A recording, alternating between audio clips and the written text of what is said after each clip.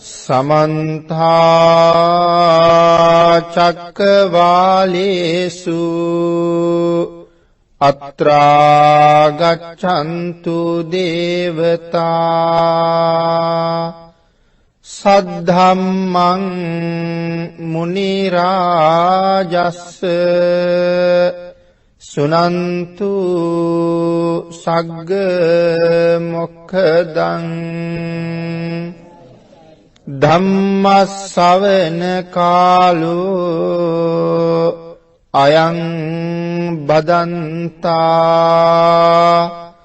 ධම්මස්සවන කාලෝ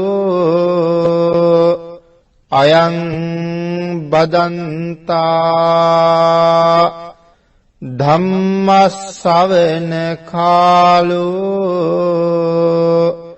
අයං බදන්තා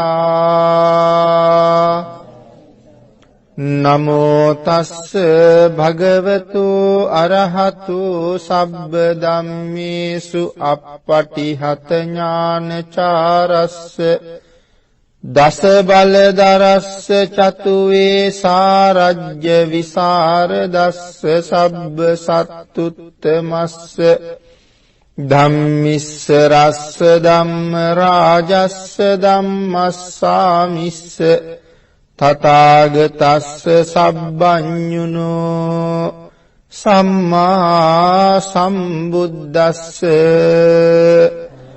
නමෝ තස්ස භගවතු අරහතු සබ්බ ධම්මේසු අප්පටිහත ඥානචාරස්ස දස බලදරස්ස චතුවේ සාරජ්‍ය විසරදස්ස සබ්බ සත්තුත්තමස්ස ධම්මිස්ස රස්ස ධම්ම රාජස්ස ධම්මස්සාමිස්ස තථාගතස්ස සබ්බඤුනෝ සම්මා සම්බුද්දස්ස නමෝ තස්ස භගවතු අරහතු සබ්බ ධම්මේසු අප්පටිහත ඥානචාරස්ස දස බලදරස්ස චතුවේ සාරජ්‍ය විසරදස්ස සබ්බ සත්තුත්තමස්ස ධම්මිස්ස රස්ස ධම්ම රාජස්ස ධම්මස්සාමිස්ස තථාගතස්ස සබ්බඤුනෝ සම්මා සම්බුද්දස්ස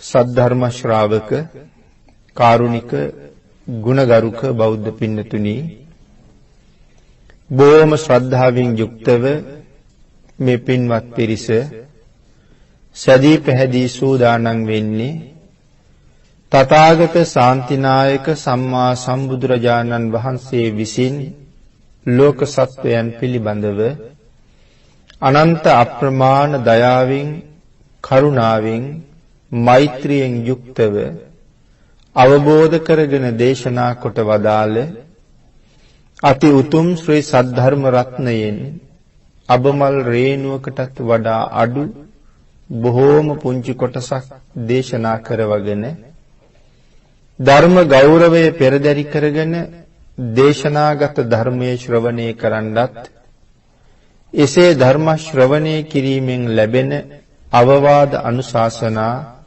තම තමන්ගේ ජීවිතවලට එකතු කරගෙන වඩාත් නිවැරදි ඊ타ත්ම ධර්මානුකූල වූ මෙලව ජීවිතයක් සකස් කරගන්නත් නිවැරදි වූත් ධර්මානුකූල වූත් මෙලව ජීවිතයක් තුලින් සුගතිගාමී වූ පරලොව ආයති භවයකින් සැනසීමේ උතුම් පරමාර්ථය ඇතුවයි මේ සද්ධර්ම ශ්‍රවණය කරන්න සූදානම් වෙන්නේ. පින්නතේ බුදුරජාණන් වහන්සේ විසින් අවබෝධ කරගෙන දේශනා කොට වදාළ මේ පරම ගම්බීර වූ ශ්‍රී සද්ධර්ම රත්නය යම් කෙනෙක් බොහෝ දිනාට යහපත සිදු කරවමින් දානය කරන්නේ නම් ඒ ලෝක ධාතුවේහි ඇති සියලුම දානයන් අභිභවනය කළ මහත්ඵල මහානිසංසදායක එකම දානය බවට පත් වෙනවා. යම් කෙනෙක් සද්ධර්ම දානය සිදු කරලා තමන් බොහෝ කුසල රැස් කර ගන්නවා වගේම බොහෝ දෙනාට ධර්ම ශ්‍රවණය කරවමින් ඔවුන්ට ධර්ම ශ්‍රවණානිසංසය අත්පත් කරවන්නත් ඒ තුලින් කටයුතු කරන නිසා එයින් ප්‍රයෝජනෙට ගන්න සද්ධර්ම ශ්‍රාවක පිරිස මනාව සද්ධර්ම ශ්‍රවණය කළොත් ඒ අයට ලැබෙන ආනිසංසයත් ඊටාම ඉහළයි. බුදුරජාණන් වහන්සේ දේශනා කරපු විදිහටම බණ ඇහුවොත් මාර්ගඵල පවා ලබන්න පුළුවන්. කොහොමද බුදුරජාණන් වහන්සේ බණ අහන්න දේශනා කළේ? බුදුරජාණන් වහන්සේ බණ අහන්න දේශනා කළේ බණ අහන ලොකු කුඩා හැම කෙනෙක් ළඟම මහත් වූ බලාපොරොත්තුවක් තිබිය යුතු බව පැහැදිලි කළා. ඒ බලාපොරොත්තුව තමයි මේ ධර්ම දේශනාව ශ්‍රවණය කරන අතරතුරදීම මාගේ පංච නීවරණ ධර්මයන් යටපත් වේවා. සප්ත බෝධ්‍යාංග ආදී ධර්මයන් වැඩි දියුණු වේවා. මේ දේශනාව අතරතුරදීම මට උතුම් මාර්ගඵලයක් අවබෝධ වේවා කියන සිතින් යුක්තව සද්ධර්ම ශ්‍රවණය කළ යුතු බවයි දේශනා කළේ. අංගුත්තර නිකායේ පංචක නිපාතයේ බුදුරජාණන් වහන්සේ පැහැදිලි කළා මේ ලෝකේ ඉන්න දුර්ලභ පුද්ගලයෝ 5 දෙනෙක් ගැන. එයින් එක්කෙනෙක් තමයි මෙන්න මේ දේශනා කරපු විදිහටම ධර්ම ශ්‍රවණය කරන කෙනා. මේ මහත් වූ බලාපොරොත්තුව සහිතව බණ අහන අයත් ලෝකේ බොහෝම දුර්ලභයි කියලා භාග්‍යතුන් වහන්සේ දේශනා කළා. කෙසේ වෙතත් සද්ධර්ම ශ්‍රවණය කිරීම මහත් වූ ආනිසංස සහිතයි. ඒ නිසා අපි උත්සාහ කරමු භාග්‍යතුන් වහන්සේ දේශනා කරපු විදිහටම සද්ධර්ම ශ්‍රවණය කරන්න. පින්නතුනි අද ධර්ම දේශනාවේ මාතෘකාව හැටියට මේ ජාතක පාළියේ සඳහන් වෙන එක ජාතක කතාවක් තියෙනවා නිමි ජාතකය කියලා. නිමි ජාතකයේ බොහොම ගැඹුරු ධර්ම කාරණා රසක් පැහැදිලි කරන ජාතක කතාවක්. නමුත් මේ දේශනාව තුළ බලාපොරොත්තු වෙන්නේ මේ නිමි ජාතකයෙන් සඳහන් කරලා තියෙන සියලුම ධර්ම කාරණා ඒ ආකාරයෙන්ම සාකච්ඡා කරන්න නෙවෙයි. නමුත් නිමි ජාතක කතාව තුළ මේ නිරය පිළිබඳව පැහැදිලි කරන අපූර්ව විස්තරයක් සඳහන් කරලා තියෙනවා. ඒ කාරණාව ඇතුළත්ව මේ ධර්ම කාරණාව සාකච්ඡා කරන්නයි සූදානම් වෙන්නේ. නිමි ජාතකයේ මූලාරම්භය මකාදේව මහරජුරුව දක්වා අතීතයට ගමන් කරනවා. මකාදේව රජුරුව ගැන මේ පින්නතුන් අහලා තියෙනවා. මකාදේව රජුරුවන්ගේ වයස මේ ජාතක පාළියේ සඳහන් කරන ආකාරයට අවුරුදු 3,36,000ක් ආයුෂ තිබිලා තියෙනවා. මකාදේව රජුරුවන්ගේ ළමා කාලය අවුරුදු 84,000යි. යුව රජ කාලය අවුරුදු 84,000යි. මහරජ කාලය අවුරුදු 84,000ක් රාජ්‍ය කළාට පස්සේ තමයි මකාදේව රජුරවන්ට අහන්න ලැබෙන්නේ තමන්ගේ හිසේ නරකෙසක් තිබුණා කියලා. හැබැයි රජුරු කලින් තමන්ගේ කෙස් රැවුල් බාන කෙනාට කියලා තිබුණා. යම් දවසක මගේ හිසේ නරකෙසක් දැක්කොත් එදාට ඒ කාරණාව මට කියන්න කියලා. එහෙනම් මේ කෙස් රැවුල් බාන කෙනා මේ නරකෙස පෙන්නන දවස වෙනකොට රජුරු රාජ්‍ය කරලා තිබුණා අවුරුදු 84,000ක්. ඉන් පස්සේ තමයි සඳහන් කළේ ස්වාමීනි නරකෙසක් පහළ වෙලා. නරකෙසක් දැක්කා. රජුරු කිව්වා ඒක මට පෙන්වන්න. රත්තරන් අඬුවකින් ගලවලා රජුරුවන්ගේ අතේ තියලා පෙන්වුවා ස්වාමීනි මේ තියෙන්නේ නරකෙස. ඒ කෙස් ගහ දිහා බලාගෙන රජුරුව කල්පනා කළා මම සොයාගෙන මාරයාගේ දූතයා ඇවිල්ලා. මේ මාරයාගේ පණිවිඩකාරයා ඇවිල්ලා ඉන්නේ. මම දැන් මැරෙන්න ළඟයි කියන පණිවිඩය කියන්නයි මේ ඇවිල්ලා ඉන්නේ. ඒක දැන තවත් මේ ආසනයට වෙලා රජසැප විඳින එක මගේ ජීවිතේට මට ඒක නුසුදුසුයි. මාරයා සමග යන්න තියෙන ගමන ළඟයි. ඒ නිසා මම එහෙ යන්න මොනවා හරි දැන් රැස් කළ යුතුයි. මේ විදිහට රජුරෝ තීරණය කරලා තමන්ගේ අමාත්‍ය මණ්ඩලය රැස් කරලා තමන්ගේ වැඩිමහලු පුතත් එතෙන්ට ගෙන්නලා ඒ සියලු දෙනාට දැනුවත් කළා මම රාජ සභාවෙන් සමුගන්නවා. මම රාජ මාලිගාවෙනුත් සමුගන්නවා. මට දැන් පැවිදි වෙන්න යන්න කාලේ ඇවිල්ලායි තියෙන්නේ. මම දැන් ධර්මයේ සොයාගෙන යන්න ඕනේ. ඉතින් මේක මේ බුද්ධාන්තරයක් නෙමෙයි. බුද්ධ ශූන්‍ය කාලයක්. නමුත් මේ මහා පුණ්‍යවන්තයන්ට ඒ කාලෙත් හිතෙනවා ධර්මයේ සොයාගෙන යන්න ඕනේ මේ ලෝකේ ධර්මයක් තියෙනවා. මේ වෙන කවුරුවත් නෙමෙයි මකාදේව රජුරෝ අපේ බෝසතාණන් වහන්සේමයි. මේ පාරමිතා ධර්ම පුරණ අවදියේ තවත් එක චරිතයක් මේ තියෙන්නේ. බොහෝ දෙනා හඬමින් වැළපෙමින් ඉන්න වෙලාවේ රාජ්‍ය භාර කෙරුවා පුතාට. හැබැයි පුතාටත් කීවා ඔබෙත් දවසක නරකසක් පහළ වෙච්ච දවස ආවහම එදාට ඔබත් මේ වගේම පරලෝට යමක් සූදානම් කරගන්න මෙතනින් පිට වෙන්න ඔබේ පුතාට රාජ්‍ය භාර දීලා. රජුරුවන්ගේ හිසේ තිබිච්ච නරකෙස පෙන්නපු මේ කෙස්රැවුල් බාන කෙනාට ගම්වර ලැබලා දුන්නා. එයාට බොහොම ස්තුති කෙරුවා. බොහොම තෑගි භෝග පුද පඬුරු දුන්නා කෙස් ගහ පෙන්නපු නිසා. රජුරු මාලිගාවෙන් පිටත් වුණා. පැවිදි ජීවිතය අවුරුදු 84000ක් ගෙවුවා. ළමා කාලේ 84000යි, යුව රජ කාලේ 84000යි, මහරජු හැටියට රාජ්‍ය කරපු කාලේ අවුරුදු 84000යි, පැවිදි ජීවිතයේ අවුරුදු 84000යි. මේ ටික එකතු වෙච්චාම රජුරුවන්ගේ මුළු වයස අවුරුදු 336000යි.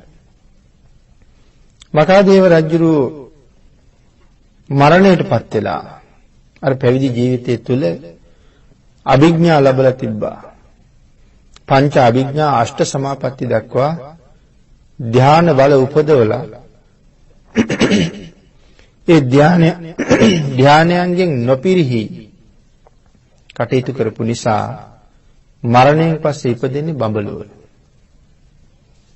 බඹලොව ඉපදිලා බ්‍රහ්ම රාජයෙක් හැටියට බ්‍රහ්ම සම්පත් වින්දා. මේ කාල සීමාව තුළ රජවරු 84000ක් රජ වෙනවා. ඒ සියලු දෙනාටමත් අර වගේම පුදුම ආයුෂ තිබිච්ච අය. ඒ වාගේම ආයුෂ භුක්ති විඳින රජවරු 84000ක් පහළ වෙනවා. තවත් මකාදේව රජුරෝ ඉන්නේ බඹලොව. එතකොට බ්‍රහ්ම ලෝකේ කොච්චර ආයුෂද?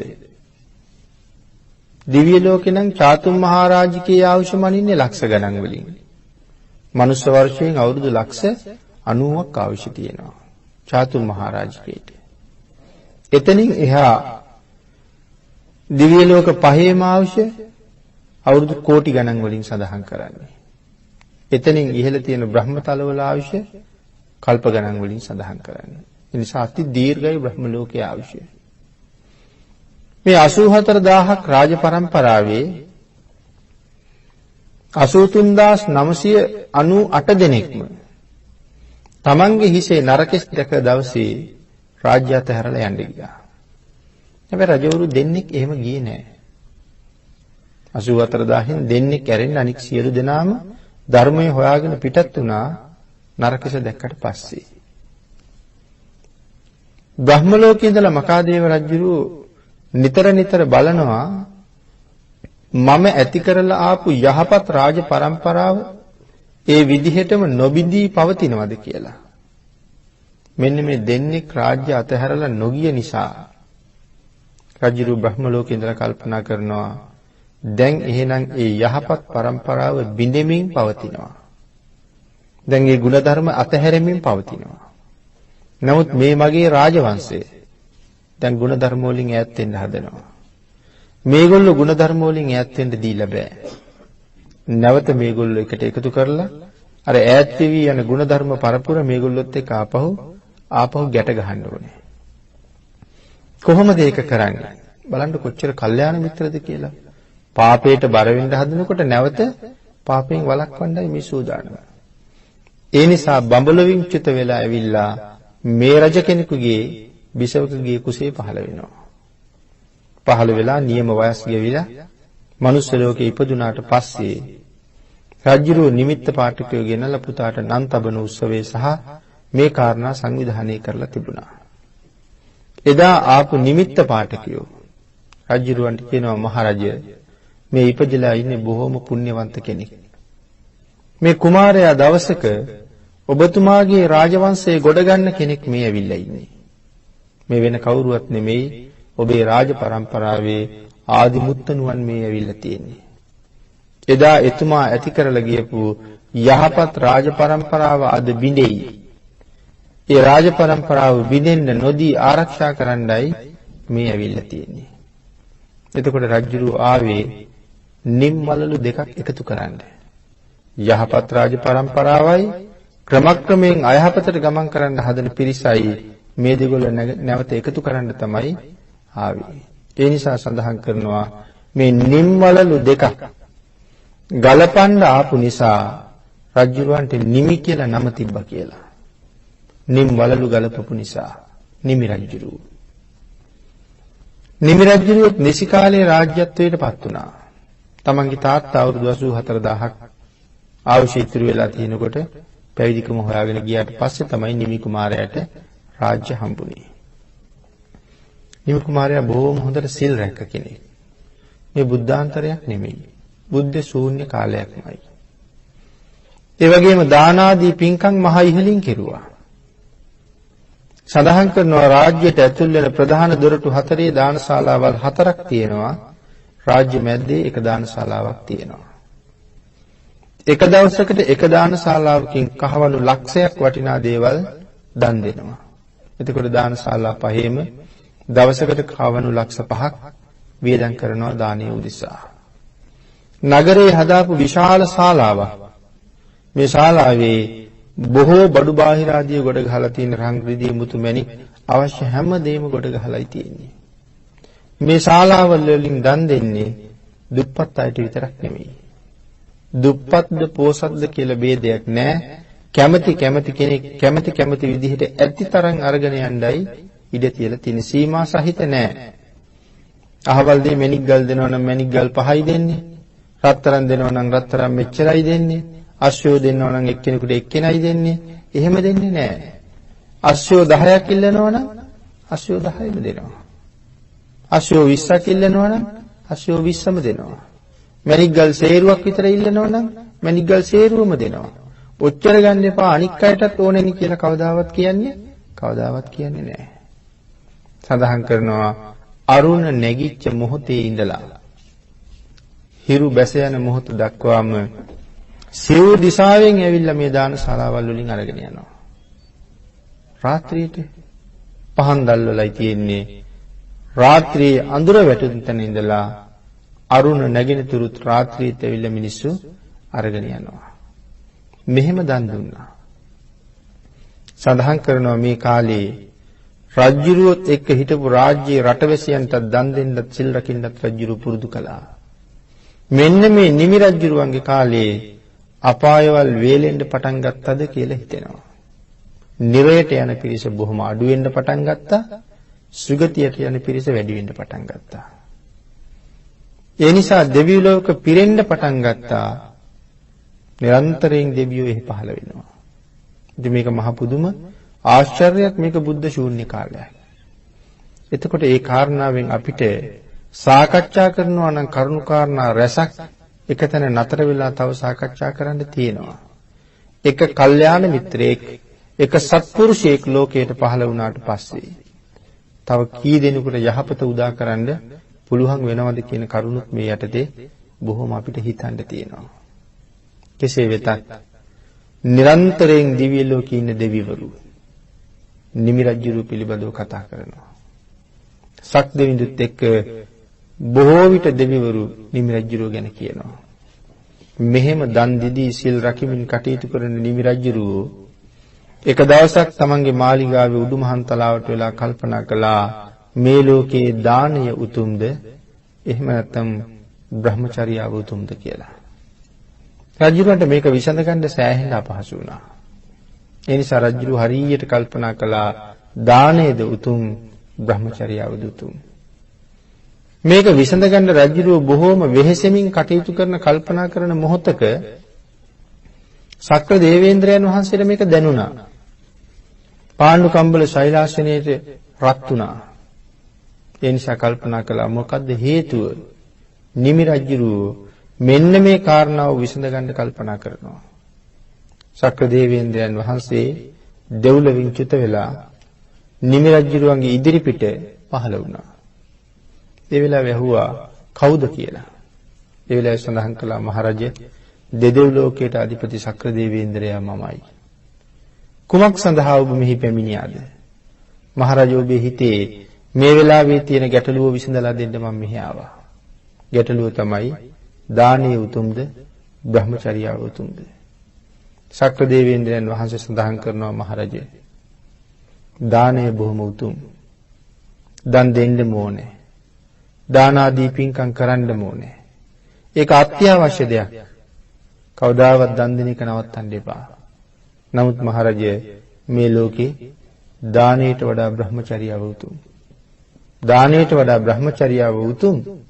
ඒ වුණාට දන් දෙන එක කවදාවත් නවත්තන්න එපා කියලා සඳහන් කළා. එහෙම මේ ප්‍රශ්නේ විසඳලා දීලා ශක්දේන්දු නැවත දිව්‍ය ලෝකයටම ගමන් කළා. හිටපු ගමන් ශක්දේන්දු අතුරුදහන් වෙලා කොහෙ ගියාද? කල්පනා කරපු දෙවිවරු ශක්දේන්දුගෙන් ඇහුවා ස්වාමීනි ඔබ වහන්සේ මේ කොහෙ ගියාද? ඒ වෙලාවේ සඳහන් කළා මනුස්ස ලෝකෙට ගියා. නිමි රජුරවන්ට මෙහෙම ප්‍රශ්නයක් තිබුණා. නිමි රජුරවන්ගේ ප්‍රශ්නේ විසඳලා දීලා එන්න තමයි මම මනුස්ස ලෝකෙ ගියේ කියලා සඳහන් කළා. සියලුම දෙවිවරු බොහෝ අහන්න පටන් ගත්තා. ස්වාමීනි නිමි රජුරු කොහොමද? ස්වාමීනි මිතිලාව කොහොමද? ස්වාමීනි නිමි රජුරු සතුටින්ද? මේ වගේ රජුරු ගැන බොහෝ තොරතුරු බොහෝ කාරණා ඇහුවා. රජුරු ගැන බොහෝ කරුණු, රජුරුවන්ගේ රාජ්‍ය පිළිබඳව බොහෝ කරුණු ශක්‍ර දේවේන්ද්‍රයන් වහන්සේ දෙවියන්ට පැහැදිලි කරලා දුන්නා. දෙවියෝ කියනවා ස්වාමීනි අපි දෙව්ලොව ආවේ එතුමා නිසා. ස්වාමීනි අපි දෙව්ලොව ආවෙත් එතුමා නිසා. ස්වාමීනි අපි හරි ආසයි ආපෞසරයක් නිමි රජුරු දකින්න. ස්වාමීනි පුළුවන් නම් නිමි රජුරු දෙව්ලොවට එක්කෙන්න. දෙවියන්ගේ දැඩි ඉල්ලීමක් ඇති වුණා. ආන් ඒ වෙලාවේ ශක්‍ර දේවේන්ද්‍රයන් වහන්සේ මාතලී කියන තමන්ගේ රතාචාර්යයාට මතක් කළා එහෙනම් මාලිගාවට ගිහිල්ලා නිමි රජුරු එක්කෙන්න කියලා. මාතලී දිව්‍ය පුත්‍රයා ශක්‍ර දේවේන්ද්‍රයන් වහන්සේගේ අශ්ව බල 1000ක් සහිත රථය අරගෙන නිමි මාලිගාවේ උඩුමහන් තලාව ළඟට ඇවිල්ලා නිමි රජුරු මේ රථේ නංගගෙන දෙව්ලොව අරගෙන ගියා කියලා සඳහන් වෙනවා. එතකොට මනුෂ්‍ය කයෙන්ම දිව්‍ය ලෝකේ යන්න තරම් පුදුමාකාර පිං රජුරු ගාව තිබුණා. දිව්‍ය ලෝකෙට අරගෙන ගිහිල්ලා ශක්‍ර දේවේන්ද්‍රයන් වහන්සේගේ දිව්‍ය විමානයේ නිමි රජුරවන්ට බහින්න ඉඩ සැලසුවාට පස්සේ සඳහන් කරනවා නිමි රජුට වාඩි වෙන්න තරම් ආසනයක් ඒ දිව්‍ය විමානයේ තිබුණේ නැහැ කියලා. සාමාන්‍යයෙන් පල්හැ ආසනයක් කියලා කිව්වහම පල්හැ ආසනයක් කියලා අපි කියවට ඒක දිව්‍ය ලෝකයේ ආසනයක්. දිව්‍ය ලෝකේ අපි එදා පල්හැ ආසනයක් කියලා කතා කරුවොත් මනුස්ස ලෝකයේ තියෙන ඉහළම ආසනයවත් එච්චර වටින එකක් නෑ. නමුත් රජුරවන්ට ඒක ආසනයක්වත් ගැලපුන්නේ නෑ. ඒ නිසා රජුරෝ ගිහිල්ලා වාඩි වෙන්නේ මොන ආසනයේද? රජුරෝ ගිහිල්ලා වාඩි වෙන්නෙම ශක්‍ර දේවේන්ද්‍රයෝ වාඩි වෙන තමන් ශක්දෙවිඳුගේ ආසනයමයි. ශක්දෙවිඳුත් එක්ක එකට වාඩි වෙනවා.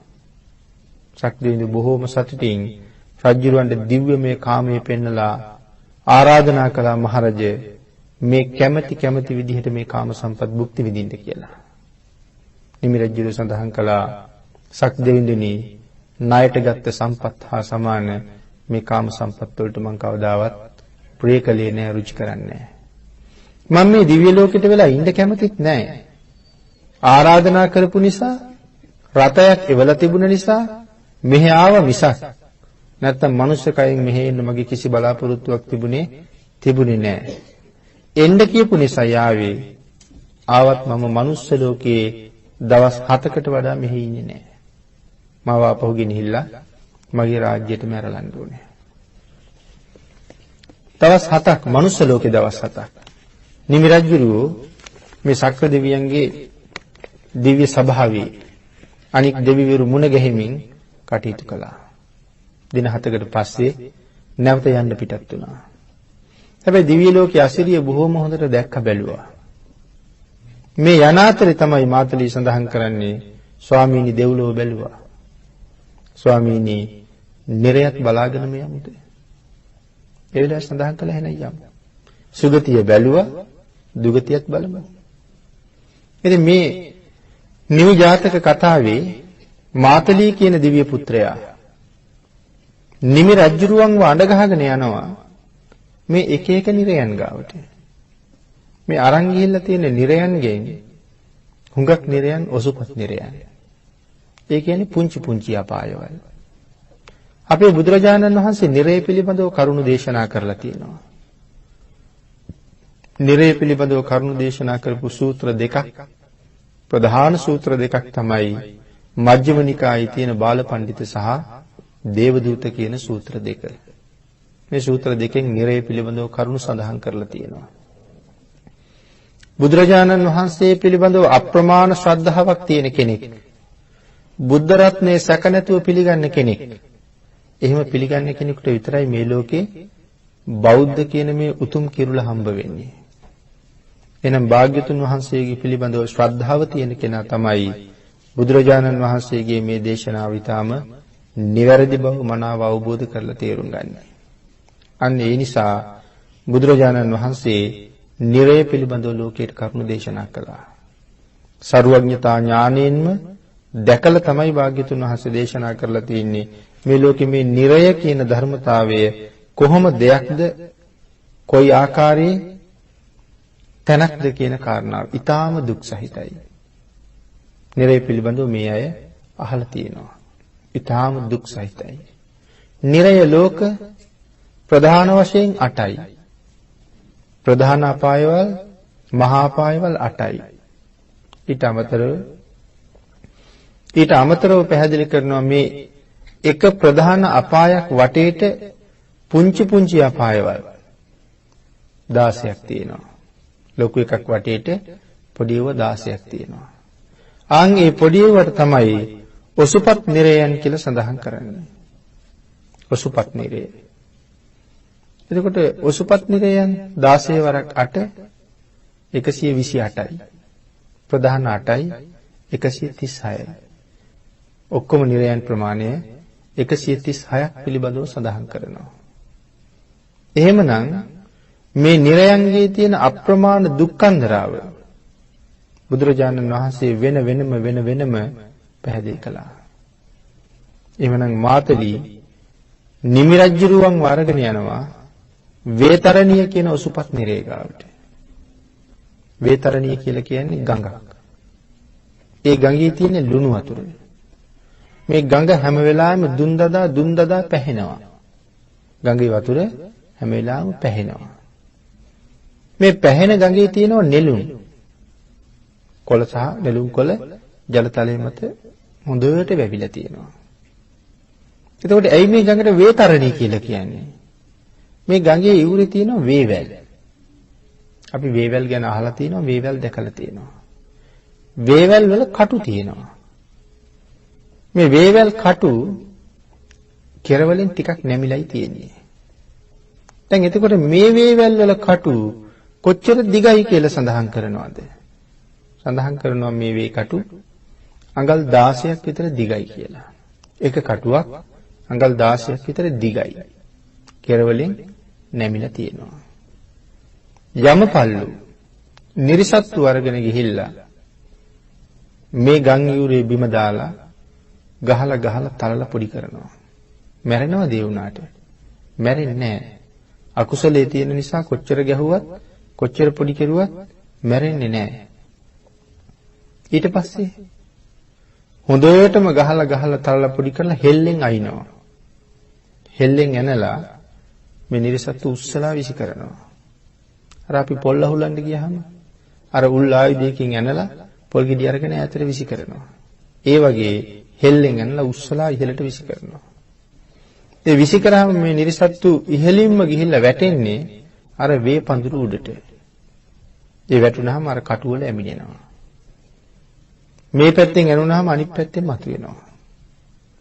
අවුරුදු ලක්ෂ ගාණක් සමහරට අවුරුදු දහස් ගණන මේ වේකටු වල ඇමිනිලා මේ කට්ටිය විලාප කියා අඬ වේදනාව විඳිනවා. කෑමක් නැහැ, බීමක් නැහැ, මැරෙන්නෙත් නැහැ, වේදනාව සීමාවකුත් නැහැ. මෙහෙම දුක් විඳලා මේ කට්ටිය ටික මේ වේකටු වලින් ගැලවිලා අවුරුදු දහස් ගානකට පස්සේ වැටෙනවා පල්ලෙහාට. වැටෙනකොට ගංගාවේ ඉවුරේ තියෙනවා යවුල්. මේ යවුල් පුංචි නෑ. සඳහන් කරනවා තල් කඳක් වගේ පොල් කඳක් වගේ යවුල ලොකුයි. ඒක ගිනි අරගෙන අඹ දැල්ල වගේ රතු පාට වෙලයි තියෙන්නේ. මෙන්න මේ යවුල් වල වැටිලා යවුල් වල ඇමිනිලා අවුරුදු 100 ගාණක් දහස් ගාණක් දුක් විඳිනවා. ක්‍රමක්‍රමයෙන් යවුල් වලින් ගැලවිලා මේ කට්ටිය ගඟට වැටෙනවා. ගඟට වැටුනාම සඳහන් කරනවා මේ ගඟේ රැලි දැලි පිහිය වගේ. ගඟ රැලි වලට කැපෙනවා. පිටි ගෙහි කැපෙනවා. අපි පළතුරු ගෙඩියක් වගේ දෙයක් රහිනකොට අපි ටික රැහැලා දානවා වගේ මේ නිරිසතා මේකෙන් කැපෙනවා. නෙළුම් කොළත් ඒ වගේ. නෙළුම් කොළත් ගෑවිච්ච තැන කැපෙනවා. අනේ මේ ජලයේ මත විඳින වේදනාව ඉවසන්න බැරි හින්දා මේ නිරිසත්තු යනවා වතුර යටට. හැබැයි වතුර යට මතු පිටට වඩා භයානකයි. යට ඊට වඩා දරුණුයි. යටින් ඊට වඩා පිටි ගහනවා. කාලාන්තරයක් මෙහෙම දුක් විඳිනවා. ඉතින් මේක දැකලා නිමි රජුරු බය වෙනවා. බය වෙලා නිමි රජුරු මාතලීගෙන් අහනවා මාතලී මනුස්ස ලෝකේ ඉන්න කාලේ මොන වාගේ දේවල් කරපු අයද මේ වාගේ දුක් විඳින්නේ කියලා. ඒ වෙලාවේ මාතලී සඳහන් කරනවා ස්වාමීනි වරද නැති තමන්ගේ පාඩුවේ නිදහසේ ජීවත් වෙච්ච ස්ත්‍රී පුරුෂයන්ට නිර්පරාදී කරදර කරපු අය. තමන්ගේ බලයේ ශක්තිය පෙන්වලා දුබලයන්ට පහර දීදී තලලා පෙරලා කටයුතු කරපු අය නිරයට ඇවිල්ලා විඳින වේදනාව තමයි මේ දකින්න තියෙන්නේ. එතනින් පෙන්නගෙන තවත් ඔසුපත් නිරයක් ගාවට එක්ක ගියා. ඒ සමහර තැනකට එක්ක ගියාම මේ නිරිසත්තු එක තැනක විශාල වශයෙන් රැස් වෙලා යමපල්ලු මේගොල්ලෝ වට කරගෙන විදිනවා. ඊතල වලින් විදිනවා. විදලා දැන් කොයි වගේද නිරිසත්තු? පණුව කාපු කොළයක් වගේ. හැම තැනම හිල්ලලා. මැරෙන්නේ නැහැ ඒ උනාට. හිතන්නකෝ පණුව කාපු කොළයක් තරමට ਸਰවාංගයේ හිල් වෙනකන් විද්දාම මොනතරම් වේදනාවක් ඉවසනවද කියලා. ඒ වේදනාව මනුස්ස ලෝකේ තියෙන වේදනාවට වඩා 100,000 ගුණයෙන් වැඩි. හැමෝම හිල් වෙලා. මේක දැකලා නිමි රජුව අහනවා මොන වාගේ දේවල් කරපු අයද මේ තරම් දුකසේ මේ ජීවිතය ගත කරන්නේ. අන් ඒ වෙලාවේ මාතලී සඳහන් කළා ස්වාමීනි මනුස්ස ලෝකේ ඉන්න කාලේ මේ රන් රිදී මුතු මැණික් ඒ වගේම අනුන්ගේ හරක බාන සත්තු සිව්පාව හොරකම් කරගෙන ගියපු අය මනුස්ස ලෝකේ එහෙම කටයුතු කරපු අය නිරය ලෝකයට ඇවිල්ලා විඳින දුක්ඛන්දරාවේ තවත් එක පැතිකඩක් මේ විදිහට ගෙවා දානවා කියලා. ඒ කාරණාවෙන් පස්සේ මාතලී නිමි රජුරුත් අනගහගෙන තවත් නිරයක් ගාවට යනවා. තවත් ඔසුපත් නිරයක් ගාවට ගිහිල්ලා පෙන්නහම ඒ ඔසුපත් නිරේ මේ යමපල්ලු විසින් යකඩමය කඹය ඒ ඔක්කොම ගිනි අරගෙන තියෙන අඹදලුවාගේ රතු පාටයි. මේ යකඩ කඹය නිරිසත්තුගේ බෙල්ලට දානවා මද්ද හදලා. දාලා ඇදලා පෙරලනවා බිම. නිරිසත්තු බිම පෙරලලා තලලා පොඩි කරලා ආයුධ අරගෙන ඇවිල්ලා කපනවා. පාදාන්තයේ ඉඳලා කේසාන්තයේ දක්වාම පොරවෙන්, පිහියෙන්, කඩුවෙන් කප කෑලි බවට පත් කරනවා. කෑලි වලට කපා මේ කෑලි අරගෙන ගොඩ ගහනවා. දැන් මස් කඳු තියෙන්නේ විශාල මස් කඳු. ඒ නිරිසත්තු කපනවා ගොඩ ගහනවා. ඒ කපලා ඉවර වෙනකොට ආයෙ හැදෙනවා. මේ කැපිල්ලේ ඉවරයක් නැහැ. කකුල කපලා ඉවරනොත් ආයෙ කකුල මතුවෙනවා. ආයෙත් කපනවා. ආයෙත් කකුල හැදෙනවා. ආයෙත් කපනවා. ඉතින් පුදුමාකාර වේදනාවයි. ගින්දර ගොඩේ දාගෙන නෙමෙයි කපන්නේ. කප ගොඩ ගන්නවා. මාතලි මොනව කරපු අයද මේ? ස්වාමීනි, මනුස්ස ලෝකේ ඉන්න කාලේ සත්තු මරලා, සත්තුන්ගේ මස් කපලා, ඒ මස් විකුණලා ජීවත් වෙච්ච අය. ඒකට සත්තු මරලා, ඒ සත්තුන්ගේ මස් කපලා, ඒ මස් විකුණලා ජීවත් වෙච්ච අය. එතකොට මේ කාරණාව වරද්දන්නේ නැතුව තේරුම් ගන්න ඕනේ. වෙනම කවුරු හරි මරලා තියෙන තැනකින් මස් අරගෙන ඇවිල්ලා විකුණලා ජීවත් වෙච්ච අය ගැන නෙමෙයි මේ කියන්නේ. තමා විසින්ම සතා මරලා, තමා විසින්ම සතා කපලා, ඒ මස් තමන්ම අරගෙන ගිහිල්ලා විකුණපු අය ගැනයි මෙතන මේ සඳහන් කරලා තියෙන්නේ. ආන් ඒ කට්ටිය මනුස්ස ලෝකේ ඉන්න කාලේ කරපු කර්මයේ අනුරූප විපාකය මේ විදිහට ඒගොල්ලෝ වින්දනය කරනවා කියලා පෙන්වුම් කළා. එහෙනම් නිරේ ලෝකේ විඳපු තවත් එක දුක්ඛන්දරාවක ස්වභාවය. ඊළඟට නිමි රජුව අඬ ගහගෙන මාතලී යනවා තවත් අපායක් ගාවට. ඒ අපාය ගාවට ගියහම මේ නිරිසත්තු යමපල්ලංගෙන් දරුණු දුක් පීඩා විඳින තවත් අපායක්. සඳහන් කරනවා ඒ නිරේ පුදුමාකාර විදිහට ලේ සහ සරව වලින් පිරීලා තියෙන්නේ. ලේ වලින් සහ සරව වලින් පිරීලා තියෙන්නේ. එතකොට ලේ සරව එකතු වෙච්ච මහා ලොකු සාගරයක් වගේ එක. මනුස්ස ලෝකයේ හැටියට සඳහන් කළොත් පරාක්‍රම සමුද්‍රයටත් වඩා විශාලයි මේ ලේ සරව පිරිච්ච මේ මහා ජල කඳ. නැත්නම් මේ ලේ සරව ගොඩ. මේකේ නිරිසත්තු පිරීලා ඉන්නවා. ඇඟිල්ලක් දාන්න තරමක් නැතුව නිරිසත්තුන්ගෙන් පිරීලා ඉන්නේ. ඉතින් ඒතකොට මේගොල්ලන්ට පිපාසයාපහම බොන්න වෙන දෙයක් තියනවාද? පිපාසයාපහම බොන්නේ මේ කුණු වෙච්ච ලේ සහ නරක් වෙච්ච සැරව. ඒවා බිබී අසීමාන්තික වේදනාවල් දුක්ගින්දර විඳ මේ නිරේට වෙලා ඉන්නවා. මේ මනුස්ස ලෝකේ ඉන්න කාලේ මොනව කරපු අයද? මාතලීගෙන් අහුවා මාතලී මොනව කරලාද මේ මිනිස්සු මේ තරම් මේ අපිරිසිදු ද්‍රව්‍ය ගිලිමින් ජීවත් වෙන්නේ කියලා. ස්වාමීනි, ගිහි ජීවිතේ පරාජිකාවට පත් වෙච්ච අය මෙහි ඇවිල්ලා විඳින අකුසල කර්මයන්ගේ එක විපාකයක් කොයි තියෙන්නේ. ගිහි ජීවිතේ පරාජිකාවට පත් වෙච්ච අය. කවුද එතකොට මේ ගිහි ජීවිතේ පරාජිකාවට පත් වෙච්ච අය කියලා කියන්නේ? කවුද ගිහි පරාජිකයෝ? ගිහි ජීවිතේ පරාජිකාවට පත් වෙච්ච අය කියලා කියන්නේ ආනන්තරීය පාප කර්ම පහ සිද්ධ කරගත්ත අය. මව මැරීම, පියා මැරීම, රහතුන් ඇසීම, සංඝ ભેදය, බුදුරජාණන් වහන්සේගේ ශරීරයේ ලේසලවීම, ලෝහිතුප්පාදක කුසල කර්මය. මේ පහෙන් එකක් යම් කෙනෙක් සිද්ධ කරගත්තා නම් ඔහු ගිහි ජීවිතේ පරාජිකාවට පත් වෙච්ච කෙනෙක්. දැන් මේ පරාජිකාවට පත් වුණා කියලා කියන්නේ ජීවිතෙන් පෙරදුනා කියන එකයි. ජීවිතෙන් පරාදයි. අනික් බොහෝ අකුසල කර්මයන්ට පිළියම් කරන්න පුළුවන් වෙයි. නමුත් මේ පහෙන් එකක් කරලා තියෙනවනම් පිළියම් කරන්න බෑ. ඒ ඇයට සුගතියත් මාර්ගයත් දෙකම වැහිලා තියෙන්නේ. දෙව්ලොව යන්න හම්බෙන්නෙත් නෑ, නිවන් යන්න හම්බ වෙන්නෙත් නෑ. එහෙනම් මේ ජීවිතෙන් චුත වෙනවත් සමගම හොයන්න සිද්ධ වෙනවද? නිරයේ දොර ඇරිලා තියෙනවා. ඒ හින්දා දෙව්ලොව සුගතියයි මාර්ගයයි දෙකම වැහිලා. ආන් එහෙම අය ස්වාමීනි මේ අම්මට තාත්තට කරදර කරපු මේ වාගේ අකුසල් කරපු අය මෙහි ඇවිල්ලා විඳින දුක් පිරිච්ච ජීවිතේ තවත් එක පැතිකඩක් ඔය තියෙන්නේ කියලා පැහැදිලි කළා. තවත් නිරයක් ගාවට එක් කරගෙන ගියා. ඒ නිරයේ ඉන්න ස්ත්‍රීන් කොයි වගේ ස්ත්‍රීන් දුක් විඳිනවද? මේ ගිනිගත් යකඩමය පොළවේ ස්ත්‍රීන්ගේ ඉනගාවට එනකන් කොටස යකඩ පොළවේ ගිලිලයි තියෙන්නේ.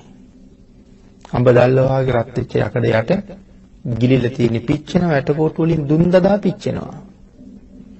ශරීරයේ ඉතුරු කොටස උඩ තියෙනවා.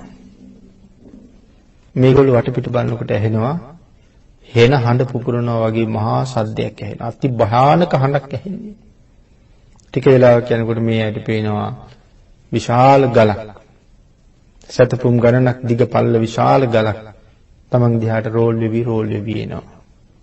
ඉදිරියේ ඉන්න අය මේ ගලට යට වෙවි තැලෙමින් යනවා. දැන් තව මොහොතින් මොහොත මේ ගල මාගාවට ළඟා වෙනවා. මාත් මේකට යට වෙයිද කියලා හැඟෙනවත් සමගම මාත් යට කරගෙන ගල රෝල් වෙලා ඉස්සරහට යනවා. තැලෙන අය හරියට නිකන් රොටියක් වගේ තැලෙනවා. වේදනාව අපි මේ කියනවා වගේ නෙමෙයි වේදනාව. මනුස්ස ලෝකේ එහෙම තැලුණා නම් එදා කොයි වාගේ වේදනාවක් අපිට දැනුණාද? ඒ වේදනාව වගේ 100,000 ගුණයකින් විශාලයි මේ දැනෙන වේදනාව. හැබැයි මේ ගල තමන් පහු කරලා ගියාට පස්සේ ඒ වේදනාව දරාගෙන ආපහු නැගිටිනවා. සියලු දෙනාම නැගිටිනවා. ඒ නැගිටලා මොහොතක් යන්නේ අනිත් පැත්තෙන් තවත් ගලක් එනවා. ඒකට මේ පැත්තට තැලෙනවා. ඉස්සරහින් එකක් එනවා, පිටිපස්සෙන් එකක් එනවා, බටහිරෙන් එකක් එනවා, නැගෙනහිරෙන් එකක් එනවා. 4 පැත්තෙන් එන මේ පර්වත වලට තැලෙනවා. තවත් සමහර වෙලාවට දෙපැත්තෙන් ගල් දෙකක් රෝල් වෙවි ඇවිල්ලා මේ ගල් දෙක එකට හේතු වෙනවා. එතකොට මැද්දේ හිර වෙන අය බාගෙට තැලිලා කොහොම වේදනාවක් විඳිනවද? බලාගෙන ඉන්න බැරි තැන නිමි රජුරු මේගොල්ලන්ගේ විලාප හඬ, කෑ ගහන හඬ තාම දුක්ඛදායකයි කෙනෙකුට අහගෙන ඉන්න බැරි තරම්. නිමි රජුරු එහුව මාතලී මොනවා කරපු අයද?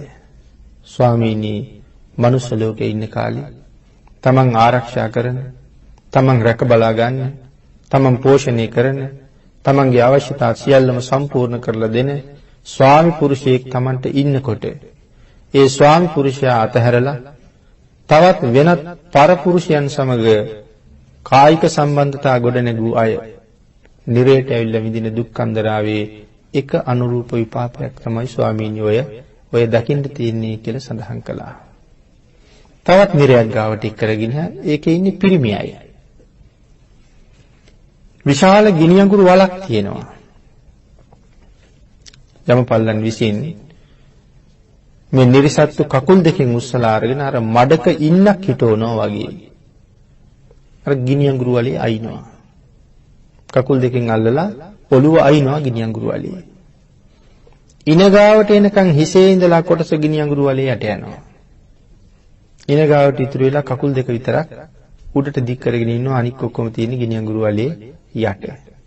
ඇට කෝටු වල ඉඳලා ඔලු කට්ටියේ ඉඳලා පිච්චි දුන් දානවා.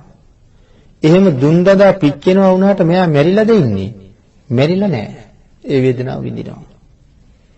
ඒ වෙලාවේ අහනවා රජුරු මාතලි මොනවා කරපුවයිද? ස්වාමීනි, මේ තමයි මිනිසුන්ගේ උත්තම භාණ්ඩය.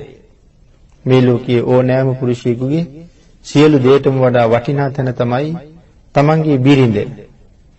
තමන්ගේ බිරිඳ සමග යම් කෙනෙක් අයථා සම්බන්ධතාවයක් පවත්වනවා කියලා ආරංචි වුණොත් ස්වාමි පුරුෂයාට ඔහුට ඒ තරම් වේදනාව ගෙනල්ලා දෙන කාරණාවක් නම් මේ ලෝකයේ තවත් නැහැ. ඒ නිසා අනුන්ගේ කාන්තාවන් සමග කායික ඇසුර පවත්වපු පර ස්ත්‍රී සේවනය කරපු පුද්ගලයන් නිරේට ඇවිල්ලා විඳින දුක්ඛන්දරාවේ එක අනුරූප විපාකයක් තමයි ස්වාමීනි මේ තියෙන්නේ කියලා පෙන්වුවා. ඉතින් මේ වාගේ නිරේ දුක් විශාල ප්‍රමාණයක් මාතලී විසින් නිමි රජුව අරගෙන ගිහිල්ලා නිමි රජුවන්ට පෙන්නනවා. තවත් තැනක යමපල්ලු නිරිසත්තු දක්කගෙන අරන් යනවා. අරගෙන ගිහිල්ලා ගිනි අඟුරු වලකට තමයි පන්නන්නේ. මේ අඟුරු වලට පැන්නහම ඉන ගාවට එරිනවා. ඊට පස්සේ යමපල්ලු කූඩවලට අඟුරු පුරවගෙන ඇවිල්ලා අර නිරිසත්තුන්ගේ ඔළුවේ හලනවා. වේදනාව දරා ගන්න බැරි හින්දා විකාර වෙච්ච පුද්ගලයෝ වගේ මේ ගිනි අඟුරු දෝතින් අරගෙන මේගොල්ලෝ ගිලිනවා. ඒක බලාගෙන ඉන්න බෑ. ඒ නිසා නිමි රජුව මොනවා කරපු අයද මෙතන මෙහෙම දුක් විඳින්නේ? ස්වාමීනි, මනුස්ස ලෝකේ ඉන්න කාලේ මේ හොරට සම්මාදම් කරපු අය. පන්සලක් හදන්න, වෙහෙරක් හදන්න, විහාරයක් හදන්න, බෝමලුවක් හදන්න, සංඝාවාස හදන්න, තැන් වල ගිහිල්ලා සම්මාදම් කළා. සම්මාදම් කරලා ඒ මුදල් ඒ කටයුත්තට යෙදුවේ නෑ. ඒ මුදල් වලින් තමන්ගේ වැඩ කරගත්තා. ඒ කට්ටිය විඳින දුක් වේදනාව තමයි මේ ගිනි අඟුරු වලේ මේ විඳින්නේ කියලා සඳහන් කළා. තවත් තැනකට දක්කගෙන යනවා. නිමි රජු ඒක කරගෙන ගියා එතෙන්ට.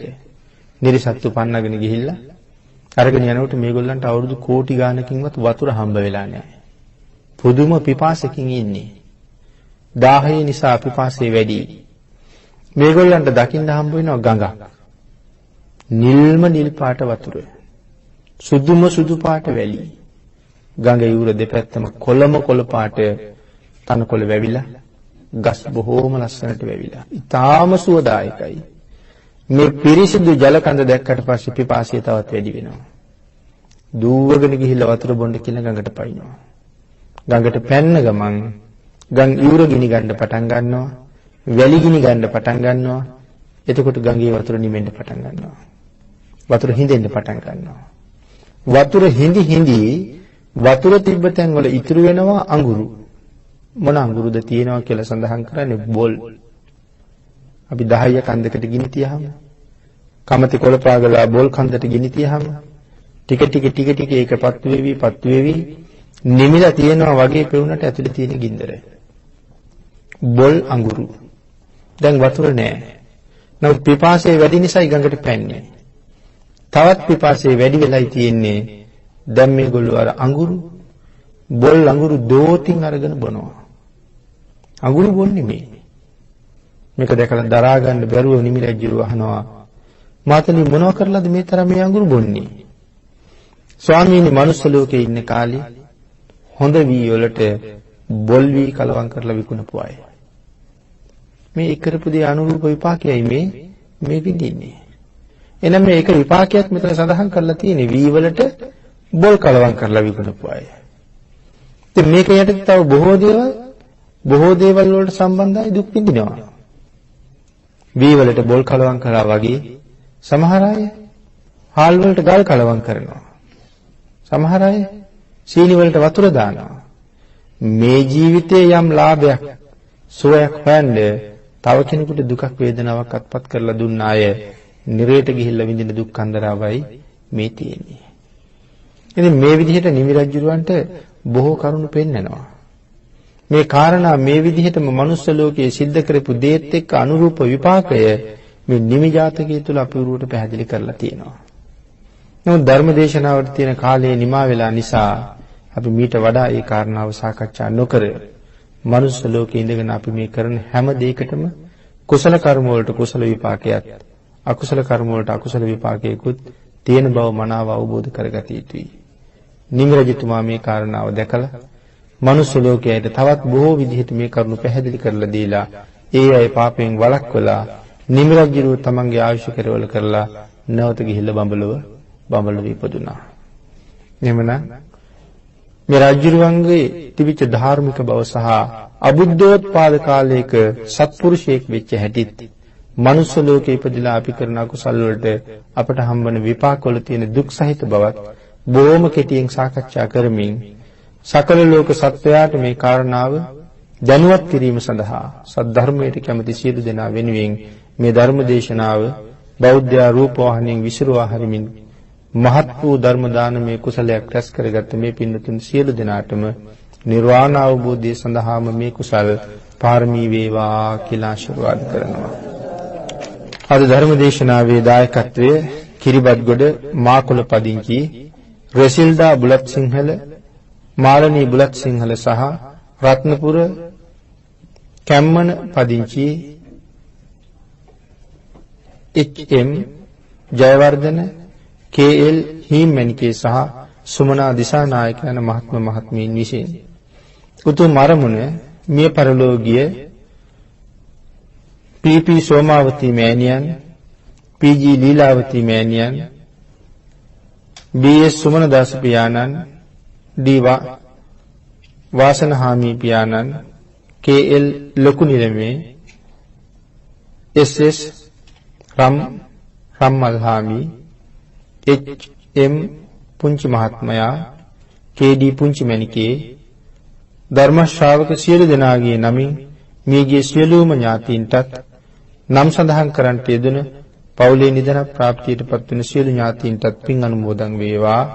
සත් ප්‍රාර්ථනා කරන අතිපූජ්‍ය අවසරයි දරණාගම කුසල ධම්ම ස්වාමීන් වහන්සේටත් තැඹිලිගස් මුල්ල සුධර්මාරාමාධිපති පූජ්‍ය පානකාවේ අවසරයි ප්‍රේමරත්න ස්වාමින් වහන්සේටත් දේශකයන්න් වහන්සේටත් පතන බෝධියකින් නිර්වාණ අවබෝධය සඳහා මංපෙත් විවර වේවා කියලා ආශිර්වාද කරමින් බුද්ධ ශාසනයේ චිරස්ථිතිය උදෙසා කැප වී සිටින සියලුම ස්වාමින් වහන්සේලාට පින් අනුමෝදන් කිරීමත් බෞද්ධ නාලිකාවේ සියලුම කාර්ය මණ්ඩලයේ සියලු දෙනාටමත් මියගිය රණවිරුවන් සහ සියලුම රණවිරුවන් සුජීවත් රණවිරුවන්ට සෙත් ප්‍රාර්ථනා කිරීමත් බුලත් සිංහල පරම්පරාවේ සියලුම ඥාතීන්ට පින් අනුමෝදන් කරමින් ආශිර්වාද කිරීමත් ධර්ම ශ්‍රවණය කළ ලංකා වාසී ලෝක වාසී සියලුම දෙනාටමත් මේ ස්ථානයට සහ සම්බන්ධ වෙච්ච සියලුම මේ ඥාතීන්ට සහ දුවා දරුවන්ට මුණුබුරු මුණුබිරි ආදීන්ටත් රත්නත්‍රයේ ආශිර්වාදය ප්‍රාර්ථනා කිරීම